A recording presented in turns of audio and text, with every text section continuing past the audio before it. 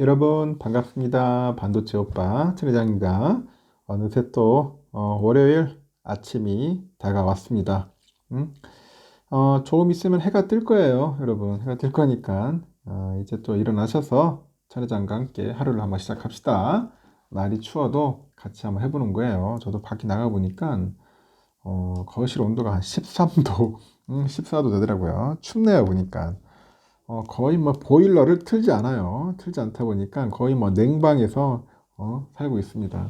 냉방 20도면은 엄청 따뜻한 거예요. 보통 실내 기온이 한 13도, 14도, 좀 따뜻하면 15도 되는 것 같습니다. 그렇게 살아와서 그런 건지 뭐 그냥 그러려니 합니다. 그러려니 해요. 참 신기하죠. 하여튼 여러분 따뜻하게 여러분들은 지내십시오. 그래야 감기 안 걸리지. 괜히 저처럼 했다가는 다 감기 몸살에 그냥 다 쓰러질 수도 있어요. 하여튼 여러분도 저도 그렇고 가치를 올려야 돼. 내 자신의 가치. 이 가치를 올리는 게 중요합니다. 주식도 마찬가지로 이 기업의 가치가 오르면은 주가도 오르게 되어 있어요. 나의 가치를 어떻게 하면 올려줄 수 있을까? 100%, 200% 올려줄 수 있는 그런 삶의 태도가 중요한 거겠죠. 첫 번째 저는 그 타인의 말에 휘둘리지 않았으면 좋겠어요. 응? 타인의 말에 휘둘리지 말자. 이 타인의 말은 타인의 것일 뿐이에요, 여러분. 내 생각과 같으면 공감하면 되고, 내 생각과 다르면 그럴 수 있지. 이렇게라고 생각하면서 그냥 흘려버리자. 그냥 흘려버립시다. 그리고 비속어를 쓰지 말자. 비속어. 아무리 좋은 의도로 한 말이라도 이 비속어가 섞이게 되면 부정적으로 들립니다. 이 비속어는 줄일 게 아니라 아예 쓰지 않는 거야. 아예 쓰지를 말자. 쓰지 않는 게 최선이다. 쓰지 않는 게 최선입니다. 세 번째는 관계에 매달리지 맙시다. 관계. 외롭다는 생각에 이런저런 사람을 아무 생각 없이 만나게 되면은 이 관계에 끌려다니게 되더라고요. 영원한 관계는 없습니다, 여러분.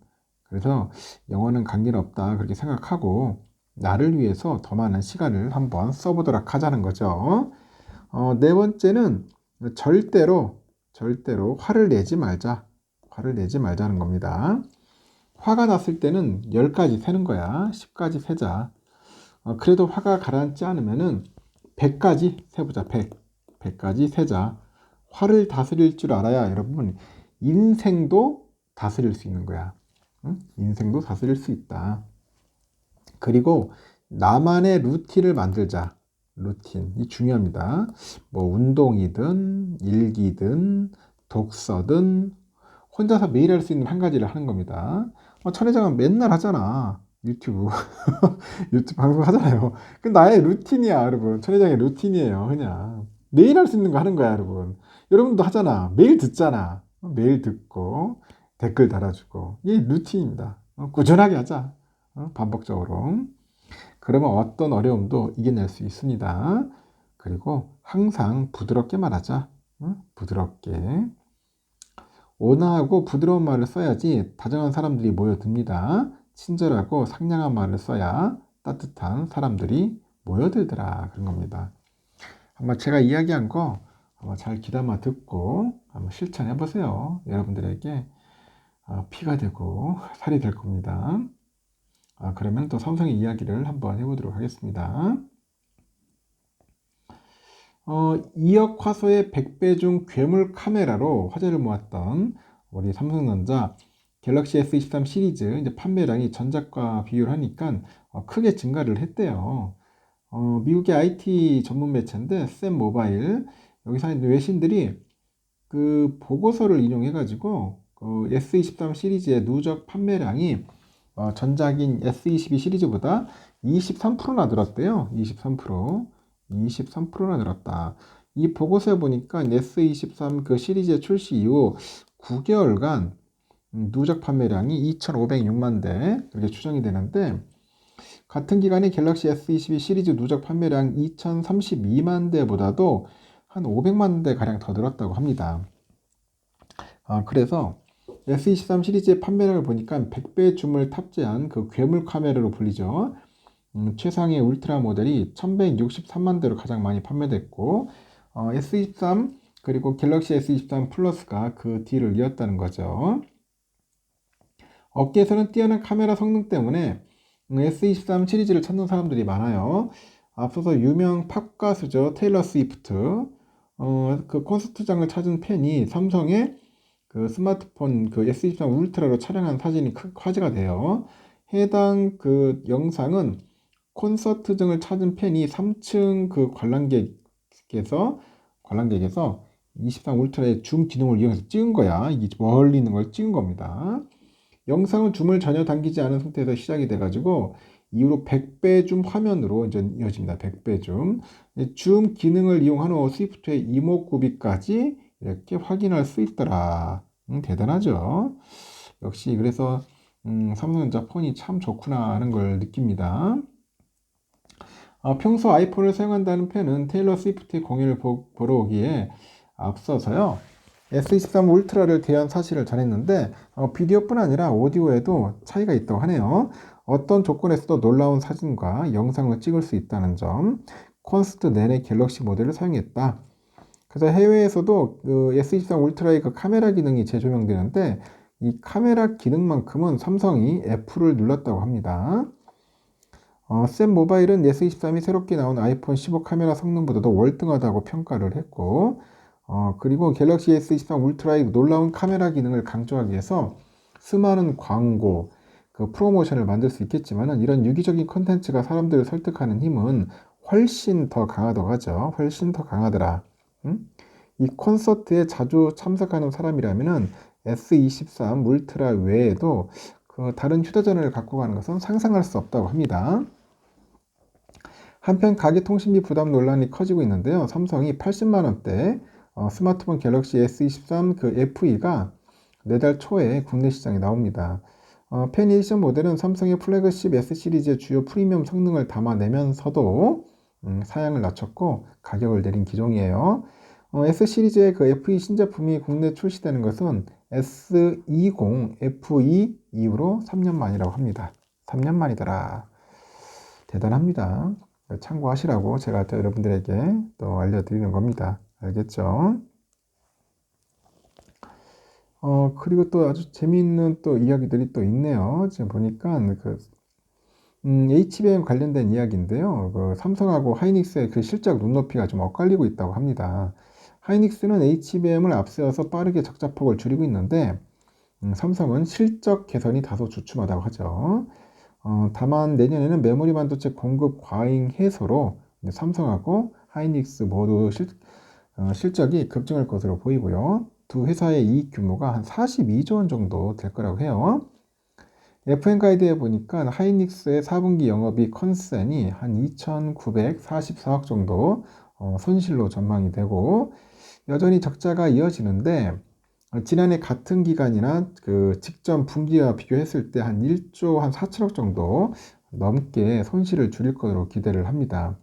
이 고무적인 것은 그 하이닉스의 실적 눈높이가 갈수록 높아진다는 거야. 실적 눈높이가 높아지더라. 하이닉스의 4분기 실적 컨센이 6개월 전만 하더라도 손실액이 1조 4,182억이 달했는데 그렇게 예측이 됐고 3개월 전에는 절반인 7,595억 원으로 줄더니 1개월 전 3,635억 정도 감소를 합니다. 이제는 2천억대까지 낮아지는 거죠. 하이닉스의 실적 개선은 HBM을 포함해서 고부가치 D램이 이끌고 있고요. 낸드 플래시는 여전히 적자인데 D램 부분은 지난 3분기 흑자 전환에 성공을 했습니다. 특히 시장조사 업체 트렌드포스에 보니까 올해 3분기 SK 하이닉스 서버용 D램 이 점유율은 49.6%네요. 삼성을 따돌리고 1위에 올랐답니다. 그리고 AI 서버용 HBM이 반영되지 않은 것을 고려하니까 격차는 더 벌어질 거라고 하죠. DDR5를 최초 양산을 하면서 인텔의 서버 신규 플랫폼에 선제적인 공급을 시작을 했고 이 고용량 D램 모듈의 판매 확대로 평균 판매가가 상승한 것이 실적 개선에 힘을 보탠 것으로 보입니다. HBM은 분위기가 더 좋다고 하네요. 앞서서 하이닉스는 3분기 실적 컨퍼런스 콜에서 HBM3뿐 아니라 HBM3E까지 내년에도 캐파가 솔드아웃 됐다. 내년뿐 아니라 25년까지 기술 협업과 캐파 논의를 하고 있네요. 향후 HBM 시장은 생산 수율하고 원가 경쟁력을 동시에 확보한 하이닉스의 승자 독식 구조로 전개될 가능성이 높아요. 승자 독식 구조. 하이닉스는 HBM DDR5 중심의 서버용 DRAM 절대 강자라고 합니다.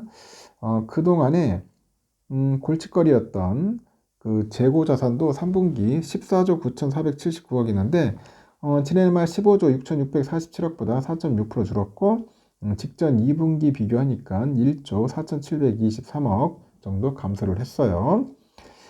반면에 삼성은 분위기가 좋지 않다. 그렇죠. 시장 눈높이가 오히려 낮아졌고 삼성의 4분기 영업이익 컨센은 3조 4,870억 원으로 보는 것 같습니다.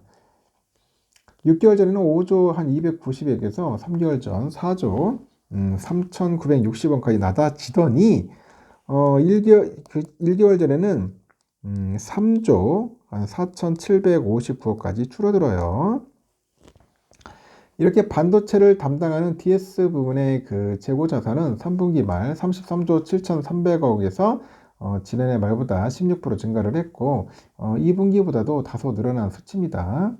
HBM 시장에서 두각을 나타내지 못하는데 하이닉스 추격에 발목이 잡힌 모습이죠. 다만 그 반도체 상승 사이클 진입으로 내년 삼성전자하고 하이닉스의 그 모두 실적 개선이 계기가 된다고 하죠. 내년에 삼성전자 연간 이 컨센이 34조 527억이에요. 하이닉스는 8조 4,696억입니다. 그렇게 추정이 됩니다. 24년 글로벌 반도체 업황은 상승 사이클에 진입할 것인데 대규모 감산 이후에 공급자 우위로 돌아선 메모리 반도체 과잉 재고의 소진과 함께 가격의 상승 탄력이 강해지는 그런 업황이 펼쳐질 전망이다. 그렇게 이제 분석들을 하고 있는 것 같습니다. 참고하시면 좋을 것 같네요. 그리고 또 아주 또 따끈따끈한 또 소식들이 있는데 요즘 중저가 반도체 그 디스플레이 시장에서 두각을 나타내고 있는 중국 기업들 요즘 최근 프리미엄 제품 시장에서도 공세를 펼치네요. 첨단 모바일용 D램 개발과 차세대 디스플레이에 대한 11조 투자 등을 통해서 삼성과 LG와의 격차를 벌써 1에서 3년 정도 안팎까지 좁힌 것으로 분석이 됩니다. 중국 기업이 기술 투자와 동시에 저가 판매를 핵심 전략으로 활용하네요. 이들과 경쟁하는 한국 기업의 수익성이 악화될 거라는 전망이 나옵니다. 3일 반도체 업계에 따르면 중국을 대표하는 D램 업체 창신 메모리 테크놀로지 CXMT인데 최근에 중국 최초의 LPDDR5 D램을 생산했다고 하네요. LPDDR5 D램은 스마트폰 등 모바일 제품에 적용되는 저전력 D램입니다. 삼성과 하이닉스가 2019년, 21년 양산을 시작했고 창신에서는 샤오미 트랜션 등 자국의 스마트폰 제조사로부터 자체 개발한 LPDDR5의 품질 인증도 받았다고 하고 시스템 반도체 분야에서 중국 기업은 선전하네요. 중국의 팹립스인 룽소는 지난달 28일 차세대 그 CPU 3A6000을 공개했고 중국 언론들은 세계 1위 CPU 업체 미국 인텔이 2020년 선보인 CPU와 성능이 같다고 전달을 합니다. 디스플레이 시장도 마찬가지인데 비슷한데 LCD 시장에서는 한국 기업을 제친 중국 기업이 유기 발광 다이오드 OLED와 관련해서도 야심을 숨기지 않고 있어요. 대표적인 사례가 중국 1위 패널 업체 징둥팡이죠. BOE. 이 BOE는 중국의 그 사천성 청도에 약 11조 원 투자했어요. 8.6세대 유리 원장 월 32,000장을 셀 수 있는 OLED 생산기지 구축하겠다고 발표했고 이 8.6세대는 가로 2290mm, 세로는 2620mm 크기의 유리 원장을 의미합니다. 8.6세대 공장에서 생산된 패널은 주로 노트북용 디스플레이에 촬영하는데 애플이 25년 맥북에 OLED 패널을 적용할 것으로 알려지다 보니까 선제 대응이 나서는 것 같습니다. 하여튼 이 투자 규모는 삼성 디스플레이의 3배에 육박한다고 해요. LG 디스플레이는 아직 투자 결정을 내리지 못했고 미국이 중국 대상 수출 규제를 시작할 때만 해도 중국 기업의 성장 속도가 정체될 것이다 그런 관측이 우세했는데 최근의 양상은 좀 다르네요. 중국이 미국 규제를 자립의 기회로 삼고 있고 시장조사 업체 카운터포인트 보니까 첨단 반도체 장비에 대한 공급이 이 차단된 그런 상황에서 중국은 꾸준히 반도체 개발과 제조 기술에서 진전을 이루고 있다고 합니다. 그래서 한국 기업은 긴장 상태다.